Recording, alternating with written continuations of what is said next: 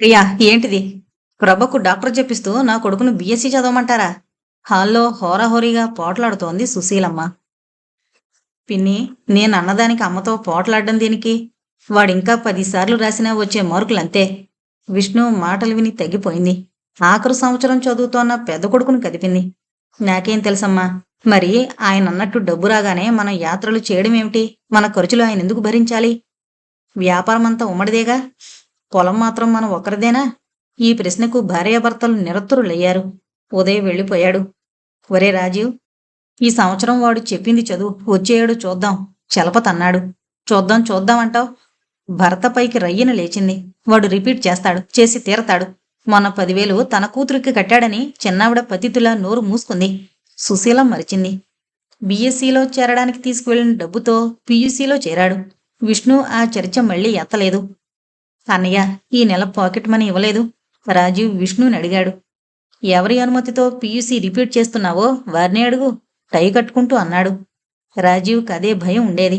ప్రతిసారి పిలిచిచ్చేవాడు pocket money. కొన్ని విషయాలు విష్ణు ఎప్పుడూ మరిచిపోయాడు. మరిచిపోయాడంటే ఏదో ఉంటుంది. రాజీవ్ కిందకొచ్చి విషయం తల్లితో చెప్పాడు. అవును, ఇస్తాను. భయమా? చదివించేవారిని డొనేషన్లు కట్టి చదివిస్తారు. అంతా కర్మ.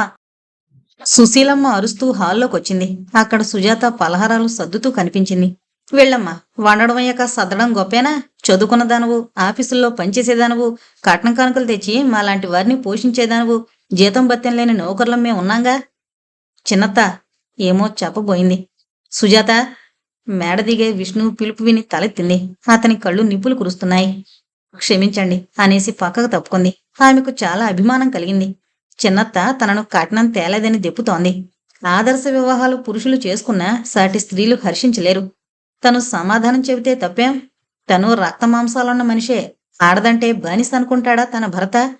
అందరూ అనే మాటలు పడే కర్మేం పట్టింది? కన్నీరు బేగబట్టి పెరట్లోకి వెళ్ళిపోయింది. పెళ్ళైన దగ్గర నుండి తను ఏం అనుభవించింది? నీరసంగా ఉంది. భర్త తీయని మాటలతో పని గడిపేస్తున్నాడు. వదినా, అన్నయ్య తయారయ్యాడట. ప్రభ చెప్పడంతో గబగబా వచ్చి చెప్పులు వేసుకుంది. ఇదేంటమ్మా, పలహారం చేయవు? చెయ్యాలనిపించలేదత్తయ్య. నోరంతా చేదుగా వికారంగా ఉంది అని వెళ్ళి అతని వెనకాల కూర్చుంది. ఈ రోజు ఏంటో తను ఒంటరిదైనట్టు, తన శ్రమను గుర్తించిన వారు లేనట్టు ఫీల్ అయింది. సుందరమ్మ, నిర్మల రాత్రంతా ఏవో వ్రతాలు అంటూ గురువుగారి వద్దే ఉండిపోయారు. ఉదయం వచ్చి చాపపై పడుకుని నిద్రపోయింది నిర్మల. ఏంటిది నిర్మల, చదువు పాడు చేసుకుంటూ? అతని మహిమ చెప్పినా అర్థం కాదత్తా. నాలాంటి కన్యల కడుపున లోకోద్ధారకుడు జన్మించబోతున్నాడట. మాలో ఆ కన్య ఎవరని అన్వేషిస్తున్నాడు. అవునే, సుందరమ్మ కల్పించుకుంది. అంతా మన నిర్మల లాంటి వారే ఉపదేశం పొందుతున్నారు. అందరితో లలితోపాసన చేయించరు. నిత్యత్వం కనిపించిన వారినే. ప్రతిరోజు ఆయన దర్శనం చేసుకుని లలితోపాసన చేస్తే కుమారస్వామి వంటి పుత్రుడు కలుగుతాడట. అక్కడికొచ్చేవారికి లలితోపాసనంటే ఏంటో తెలుసా? అదంతా నాకు తెలీదు. నువ్వొచ్చి చూడు, ఇంగ్లీష్ కూడా చకచకా మాట్లాడేస్తారు. ఆ రోజు సరళకు త్రిలోకనాథులను చూడాలని బుద్ధి పుట్టింది. అత్తగారితో వెళ్ళింది. కోడలు దారిలో పడ్డందుకు సంతోషించింది సుందరమ్మ. త్రిలోకనాథులు భక్తకోటి మధ్యలో కూర్చున్నాడు. నిర్మల వర్ణించిన దానిలో అసత్యం ఏమీ లేదు. పచ్చని మేని ఛాయ, దోవతీ కట్టుకుని ఉత్తరీయం ఒక భుజం మీదుగా పల్లివాటు వేసుకున్నాడు. నుదుట చందన తిలకం, పెదవులపై చిరునవ్వు. చూపర్లను ఇట్టే ఆకర్షిస్తాడు. అందరూ కూర్చోగానే అందరినీ చిరునవ్వుతో పలకరింపుగా కలి చూశాడు. లలితా స్తోత్రంతో ప్రారంభమైంది ఆనాటి సమావేశం. స్త్రీని అంత నగ్నంగా వర్ణిస్తుంటే సరళ తల తిరిగిపోయింది. అది పూర్తవుతుండగా 2 కన్యలు అతని తొడలపై కూర్చుని అతని బుగ్గలు చుంబించారు. సరళకు కంపరమెత్తింది. అత్తగారినేమో ప్రశ్నించబోయింది. ఆయన వారిని దేవతామూర్తులుగా భావించాడు. అందుకే తొడలు ఆసనముగా చేశాడు. అత్తగారి సమర్థింపుకు మతిపోయింది. కాని ఆ గుంపు నుండి బయటపడ్డం అసాధ్యం కాదని తేలిపోయింది. అతను ఏదో వేదాంతం చెప్పి 4 వాక్యాల్లో ముగించాడు. అరటిపండు ఒలిచి చేతిలో పెట్టినట్టే చెప్పాడమ్మా జీవిత సారం అని ఒకరంటే, అందుకే త్రిలోకనాథులయ్యారు అని మరొకరు అన్నారు. అందరూ పొగిడేవారే. ఏకాంత సేవలో ఎవరు పాల్గొంటున్నారు? ఎవరో ప్రశ్నించారు. ఆవిడింట్లోనే గురువుగారి బస. మేము అంటూ ఓ 10 మంది యువతులు పక్కకొచ్చి నిలబడ్డారు. త్రిలోకనాథులు సరళను గమనిస్తున్నారు. ఈమె ఎవరు సుందరమ్మ? నా కోడలు స్వామి. ఈ కాంత ముఖంలో నిత్యత్వం కనిపిస్తోంది. నేను కన్యను కాను, పెళుసుగా జవాబిచ్చింది సరళ. కన్యత్వం కోల్పోయినా దైవత్వం కోల్పోదు సుందరమ్మ. అందర్నీ బయటుంచు. ఈ స్త్రీ ముఖతః దేవి ప్రసన్నం కావాలి. ఆ దేవే ఈమెను దరిద్ర బాధలకు గురిచేస్తోంది. నిజమా స్వామి? సుందరమ్మ సాష్టాంగపడి లేచింది. ఒక్కొక్కరే వెళ్ళిపోయారు. సరళ మొండి ధైర్యంతో కూర్చుంది. ఇలా దగ్గరగా వచ్చి నీ వామహస్తము చూపు. అలాగే చేసింది. ఆహా! అపూర్వమైన స్త్రీ. నీలాంటి స్త్రీల వల్లే రససిద్ధి జరుగుతుంది. అతని చేతులు మెల్లమెల్లగా శరీర భాగాలను తడుముతున్నాయి. స్త్రీ స్త్రీ పురుషుని కాంక్షల పాలిట కామధేనువు. అతని గమ్యానికి మార్గం. అనురాగమయమైన ఆత్మజ, అపురూప స్నేహమొలకించు సోదరి, మమతలనొలకించే మాతృమూర్తి, స్వర్గద్వారం వరకు సారథ్యం వహించే ప్రియురాలు. అపూర్వమైన దశే ఈ ప్రేయసీ దశ. మానసం శరీరం మదింపబడతాయి. నాకింతవరకు ఏ స్త్రీ ప్రేయసిగా దర్శనమివ్వలేదు. మీ ఉద్దేశం? అతని చెయ్యి తొలగించింది. అతను ప్రసన్నంగా మధురంగా నవ్వాడు. అదే, నీవు శక్తి అంశము. నీలో సంభోగ కోరికలు బలంగా ఉన్నాయి. కాని నీ భర్త బలహీనుడు. ఆపండి. సరళ ముఖం ఎర్రబడింది. నా కౌగిల్లోకొచ్చి ఒక్కసారి ఆ మాటను. చిచ్చి! చటుక్కున లేచి బయటకొచ్చింది. ఏమే, ఏదైనా అపకారం జరిగిందా నీ వల్ల? సుందరం అడిగింది. ఏం లేదండి, నాకేదో వికారంగా ఉంది, వెళ్ళిపోతాను. జవాబుకు ఎదురు చూడకొచ్చేసింది. ఎంత సిగ్గుచేటు! స్త్రీలంత మూర్ఖులా? తనే మూర్ఖురాలా? సమాధానం లేని ప్రశ్నలు చాలా లేచాయి. సాయంత్రం అమ్మమ్మ, మనవరాలు వచ్చారు. అత్తయ్య, మీరు వెళ్ళండి. నిర్మల దేనికి? లోకోద్ధారకుడైన పుత్రుడు కన్యలకే పుడతాడే, నాకు కాదు. మీ కోడలిలో నిత్యత్వం ఉందని భ్రమపడ్డాను. ఆమె ఒక మామూలు స్త్రీ అని అందుకే స్వామన్నారు. అది కాదత్తయ్య, అతని వాలకం నచ్చలేదు. నీలా ఎవరూ అనలేదు. అనడానికి సిగ్గు అడ్డం రావచ్చుగా. నా మాట వినత్తయ్యా. ఏంటి నీ బోడి మాట? ఎసడించి వేసింది. నాకా మాత్రం తెలీదా? నేను నిత్యం నియమనిష్టలతో పూజలు జరిపే పుణ్యాత్ములంటి పుట్టానే. నాకదంతా తెలీదు. పూజ అంటే ఓ సత్కార్యం, భగవంతుడిని మెప్పించేది అన్నారు. భగవంతుడు పూజా మందిరంలో బంధింపబడి ఏం లేడత్తయ్యా. నీలో నాలో సర్వవ్యాప్తమై ఉన్నాడు. నిర్మలమైన మనసే అతని ఆసనం. నిత్యం చేసే మంచి పనులే అతని పూజలు. పూజా పునస్కారాలు మూర్ఖులు చేస్తారంటావా? కాదు, అజ్ఞానులు. మనసులో దగిన కల్మషం కప్పిపుచ్చడానికి చేసే కపట నాటకం ఈ క్రతువు. చాలే, ఎవరన్నా వింటే నవ్విపోతారు. సుందరమ్మ కోడల్ని ఈసడించింది. సంసారైన సరళ ఒకరోజు నిర్మలను పరిశీలనగా చూసింది.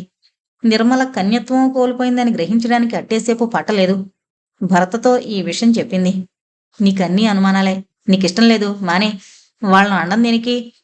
రఘుకి మధ్య తల్లి సాధింపులు తక్కువయ్యాయి. అందుకే అతను త్రిలోకస్వామికే మనసులో ధన్యవాదాలు చెప్పుకున్నాడు. ఆ సాయంత్రం నిర్మల్ని అడిగింది. అతని విశేషాలు, ఏకాంత సేవ విషయాలు. అయ్యో, అపచారమత్తయ్య, ఎవరితోనూ చెప్పకూడదు. నేను మామూలు స్త్రీనమ్మా, నాతో చెప్పడానికేం? ఎంతో నచ్చజెప్పాక అసలు విషయం చెప్పింది. అది విని మానుపడిపోయింది సరళ. నోట మాట కూడా రాలేదు. రానున్న ఉపద్రవం ఆపడం ఒక్క సుజాత వల్లే సాధ్యమవుతుంది అనుకుంది. సుజాతకెందుకో ఈ మధ్య పని మీద ధ్యాస నిలవడం లేదు. ఏదో అసంతృప్తి. భర్తను అర్థం చేసుకోవడంలో తనే పొరపడిందని నమ్మకం కలిగింది. యువకుడు అయితే ఆ భావాలు లేవు. మరమనిషిలా పని పని అంటాడు. ఈ మధ్య బాగా మాటలు తగ్గించింది. అది అతను గమనించినట్లే ప్రవర్తిస్తున్నాడు. బొత్తిగా రసహీనమైన బ్రతుకు అనుకుంది. ఏమ్మా, అంత పరధ్యాస? సరళ రెండోసారి కుదిపితే ఈ లోకంలోకొచ్చింది. బావున్నావు వదినా? అకస్మాత్తుగా వచ్చావేం? మేనేజర్ గారికి మొదట విన్నవించుకోవాలి కాబోలు. అదేం లేదు. ఏదైనా గొప్ప విషయం లేనిదే రావని. నిజమే సుజా, అలా బయటికి వెళ్ళి మాట్లాడుకుందాం. అలాగే. ఓ చిన్న చీటీ రాసి పర్మిషన్ కోసం విష్ణుకు పంపింది. శాంక్షన్ అయింది. ఇదేంటమ్మో? అదంతే, పద. ఇద్దరూ బయటకు వెళ్లారు. సరళ చెప్పింది విని మానుపడిపోయింది సుజాత. నిజమా వదినా? నిజమే సుజా, ఒకసారి వెళదాం పద. సుజాత వదిన వెంబడి రిక్షాలో పుట్టింటికి వెళ్ళింది. తల్లిని నిర్మలను చేవాట్లేసింది. అసమర్థతకు అన్నగారిని తిట్టింది. నీకేం తెలీదు. లోక కళ్యాణార్థమై ఓ పుత్రుడు కలగబోతున్నాడే. అమ్మా, లోక కళ్యాణం తర్వాత దాని జీవితం నాశనం అవుతుందే. ఎన్ని విధాలుగా చెప్పినా వినలేదు. చేసేది లేక అక్కకు ఉత్తరం రాసింది. వెంటనే వచ్చి తన కూతుర్ని రక్షించుకోమని. మన వాళ్ళు సాధించిన ప్రగతి ఇంతేనా?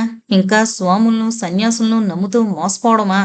చదువుకున్నారెందుకు? విజ్ఞానం లేని చదువు, అజ్ఞానాన్ని పెంచుతున్న చదువు లేకపోతేనే నయమేమో. పట్టణం నడిబొడ్డున నవనాగరికులుండే ప్రదేశంలోనే ఇలా ఉంటే పల్లెలందం చెప్పనవసరం ఉండదేమో.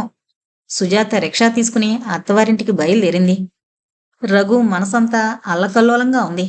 తల్లి మాట నిజమో, భార్య మాట నిజమో అర్థం కావడం లేదు.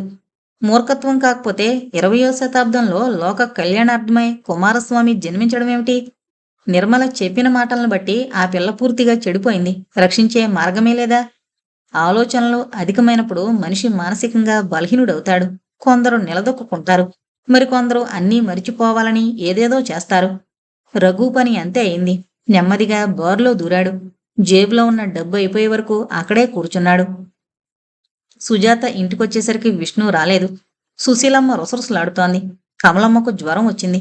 కోడలు తొందరగా వస్తే అంతా ఆమె నెత్తిన రుద్దొచ్చు అనుకుంది. అనుకోకుండా ఆలస్యం అయింది. మా విష్ణు మహా తెలివైనవాడు. కమలకు జ్వరం వచ్చిన సంగతి తెలుసు. భార్య ఎక్కడ అరిగిపోతుందోనని అక్కడే ఉంచేశాడు. మేం లేము, దాసీజనం అంది వెటకారంగా. కాంతమ్మ కూతురి దగ్గరకు వెళ్ళింది. ఇక ఎన్ని మాటలన్నా ఎవరడ్డు? లేదు చిన్నత్త, వారేం ఉంచలేదు. అత్యవసరంగా అమ్మను చూడాల్సిన పని ఏర్పడింది.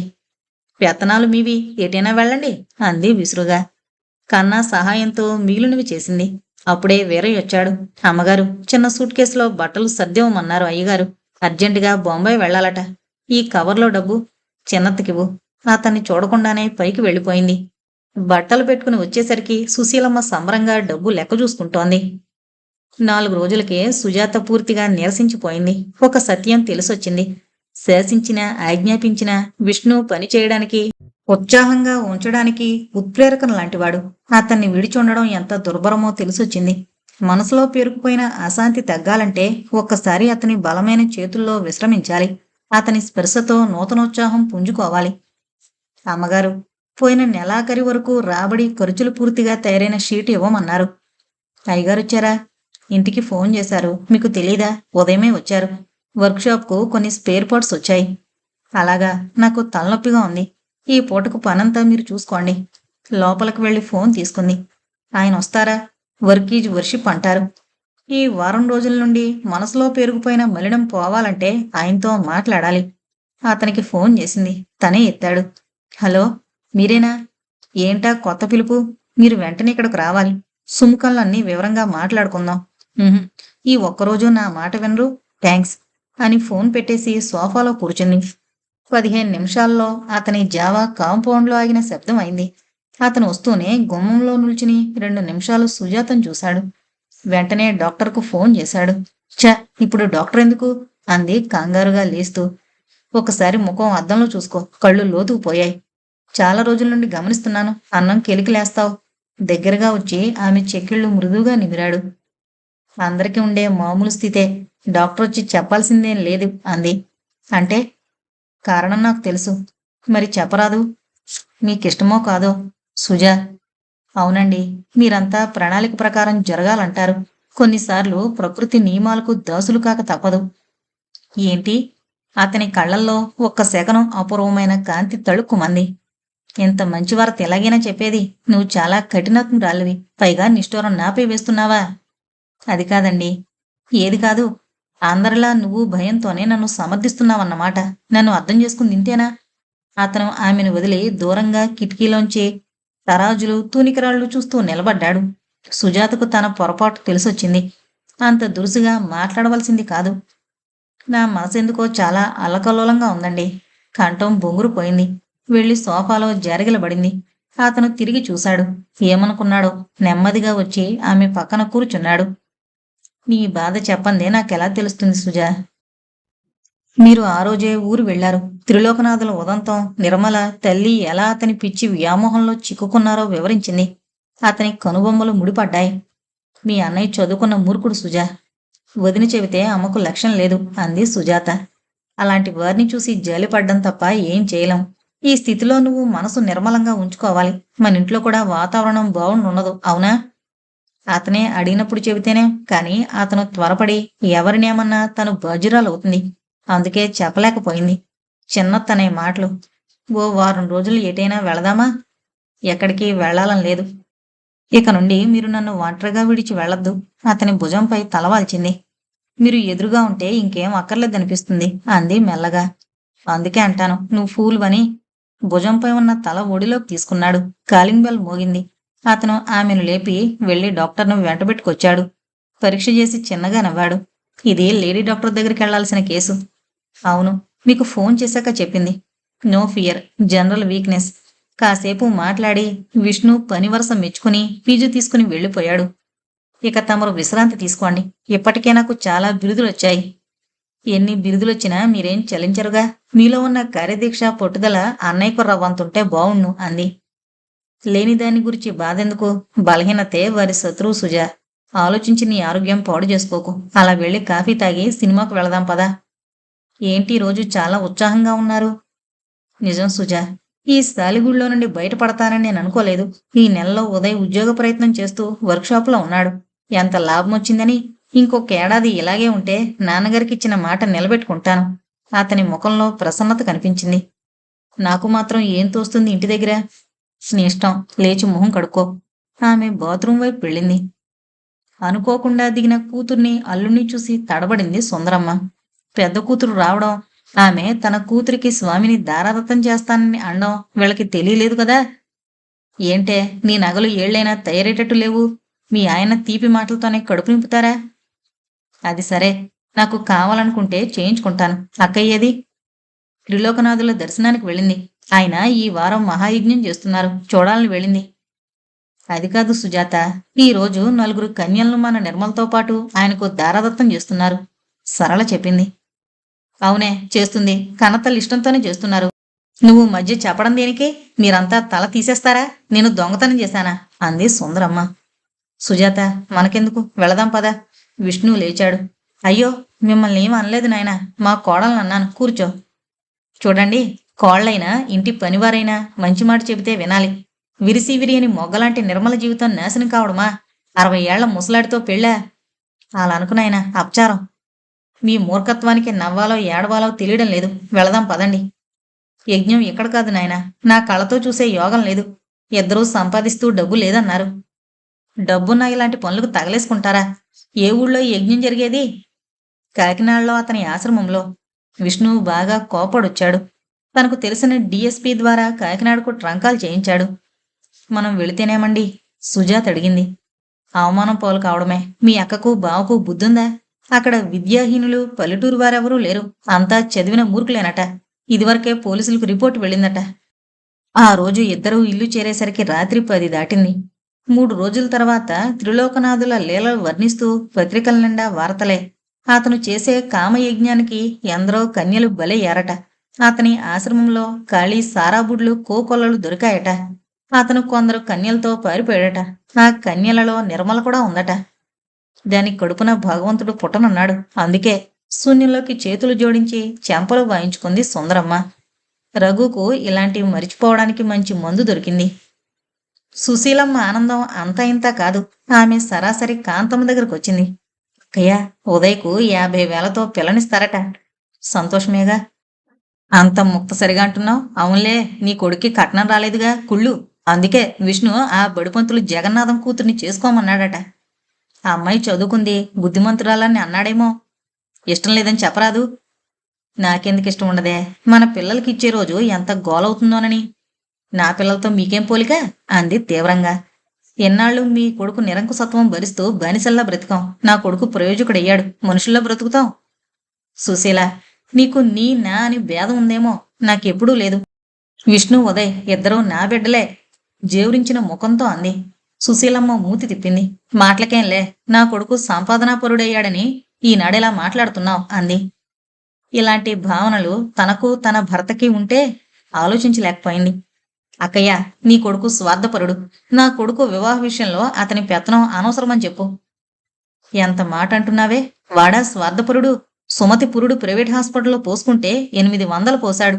వాడి పెళ్ళం మొగాళ్లా పనిచేసిన క్లుప్తంగా 3 రూపాయలతో పురుడు ముగిసింది.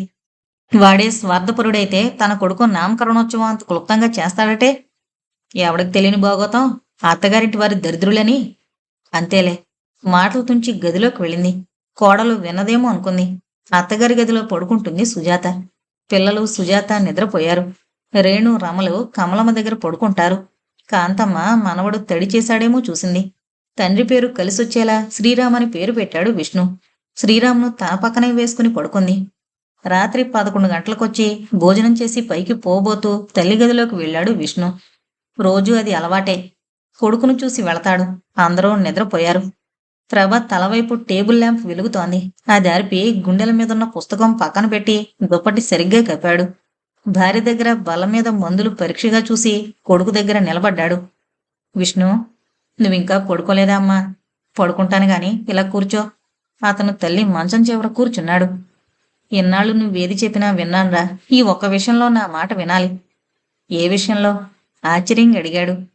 ఉదయ్ పెళ్లి విషయంలో వాళ్ళు 50,000 కట్నంతో అమ్మాయిని చూసుకున్నారు. నువ్వు అభ్యంతర పెడతావని భయపడుతోంది. మన ఆడపిల్లలకు 50,000 ఇచ్చి చేయగలవా? పిన్నికి ఆడపిల్లలు లేరు. ఓహో, అంతవరకు వచ్చిందా? "ఉమ్," అంది బాధగా. అమ్మా, నిన్ను చాలా బాధ పెట్టాను. నన్ను క్షమించు. ఎంతవరకు అందర్నీ ఆజ్ఞాపించింది మన ఆర్థిక పరిస్థితి సవరించడం కోసమే. నాన్నగారు పోయినాటికి మనకున్న అప్పుల జాబితా చెబితే నీ గుండె ఆగిపోతుంది. నిజమా? లేచి కూర్చుంది. నిజమమ్మా. అంతా అమ్మేసి అప్పులు తీర్చి ఎవరి మానాన వారిని ఉండమని అందాం అనుకున్నాను. నాన్నగారు తన పరువు నిలబెట్టమని కోరుతూ ప్రాణం వదిలారు. ఒకనాడు ఆయన ధర్మగుణాన్ని కొనియాడిన వారే ఆయన్ను నిందిస్తారు, నవ్వుతారు. అది నేను సహించలేను. ఆయన ఎన్ని అప్పులు చేసినా తండ్రిగా నాపై చూపిన ప్రేమ వాత్సల్యాలు మరుపురానివి.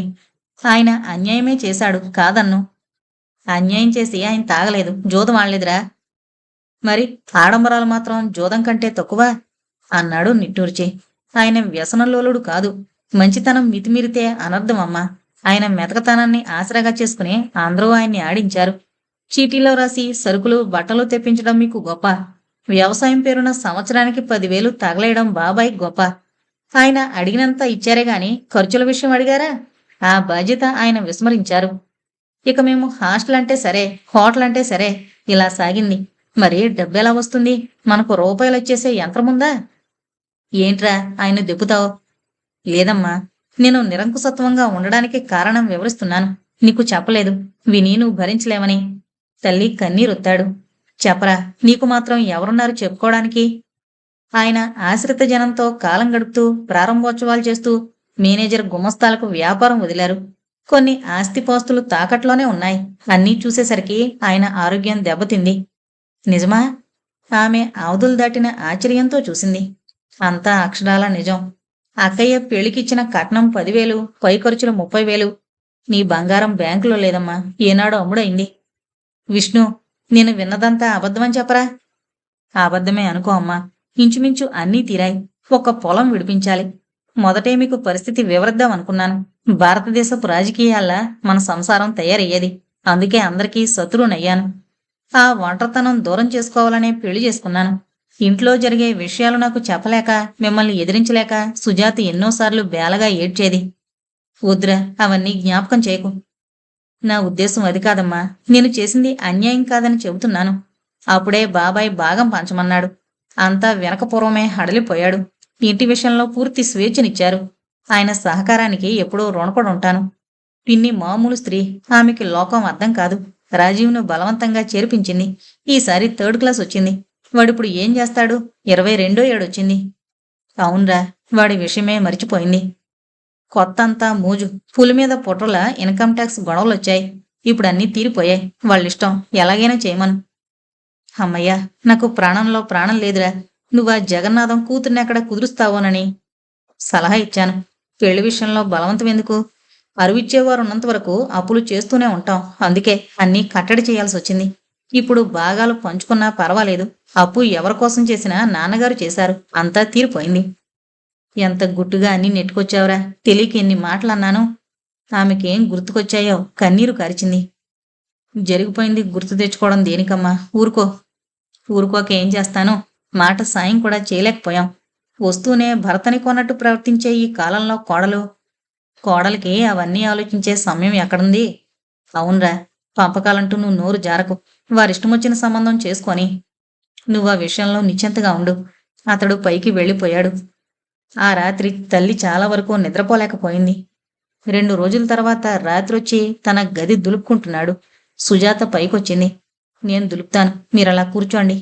ఆమె పనిచేయడం మొదలుపెట్టింది. ఏమండి? చెప్పండి. తమాషాగా నవ్వాడు. కాస్తొళ్ళొచ్చిందేమో, ఇంకా రంగు తేలి గమ్మత్తుగా కనిపిస్తుందామె. అతను తదేకంగా చూడసాగాడు. ఏంటంత పరీక్షగా చూస్తున్నారు? లావయ్యాను కదూ? ఏం లేదు, ఏదో పిలిచావు. ఉదయ్ పెళ్లి కాక పూర్వమే విడిపోతే బావుణ్ణు. ఎందుకు సుజా ఒకేసారి అలానేశావు? సుజాతి అంతవరకు కుటుంబ విషయాల్లో కలగజేసుకోలేదు. ఒకేసారి విడిపోవడం అంటుందేం? కారణాలు అడగద్దు. నా దగ్గర కూడా దాపరికమేనా? నా దగ్గర మీరన్నీ దాచిపెట్టలేదా? ఆడదాని నోట్లో నువ్వు గింజ నాందట. మొగాడి నోట్లో ఆముదం గింజ నాంతుందేమిటి? మీరంతా ఒకటే. ఎటొచ్చి ఎటుపోయినా నిష్ఠూరం నాపైనే వేస్తారు. అలా జరగదని హామీ ఇస్తున్నాను, సరే? సుశీలమ్మ అత్త చాలా మారిపోయింది. కోడలు రాకముందే అందర్నీ ఈసడించేస్తుంది. 3 రోజుల నుండి కన్నాను పైకి వెళ్ళమని చెబుతుంటే వాణ్ణి రానివ్వదు. ఏదో ఒక మాట అంటుంది. మరేం పర్వాలేదు. వచ్చే కోడలు వడ్డీతో తీరుస్తుంది. కొందరికి మాటలు పొదునెక్కువ, ఆలోచన తక్కువ.